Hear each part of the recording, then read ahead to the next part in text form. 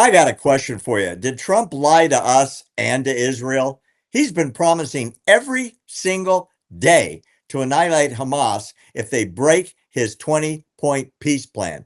Surprise! They're breaking it every single day.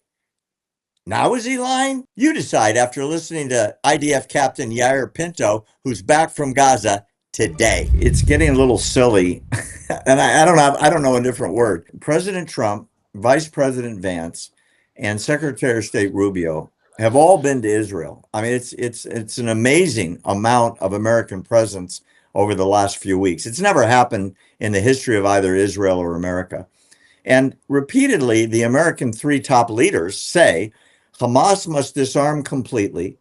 Hamas must give up its weapons and leave the Gaza Strip and not be part of a future government, and immediately must cease all violence. And of course, Hamas is doing none of that.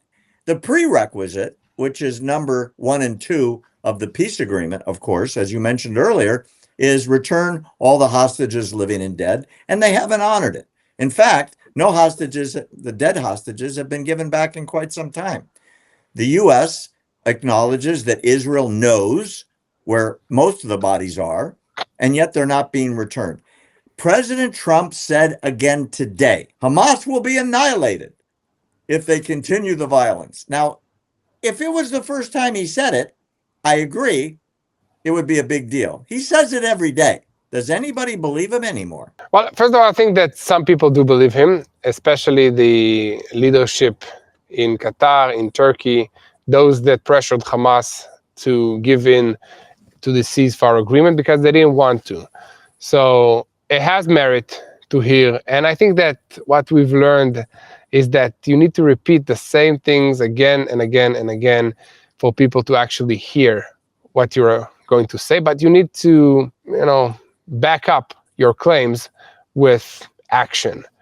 And we see that President Trump is not just speaking, he's also sending his top leadership from his government to Israel almost every week. I know because they close the roads and I'm stuck in traffic jams every time an American official is coming here, which is almost every day in the past few weeks.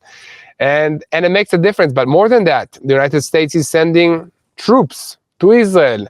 We have a joint command station in Kiryat Gat, which is a city in Israel next to the border with Gaza. From this location, the coordination mechanism that makes sure that the ceasefire is being committed and nobody is violating the ceasefire between Israel and the United States, and everything is being coordinated because all the Israeli strikes against Hamas locations are being communicated and also approved by the United States administration to make sure that we are not causing the ceasefire to collapse.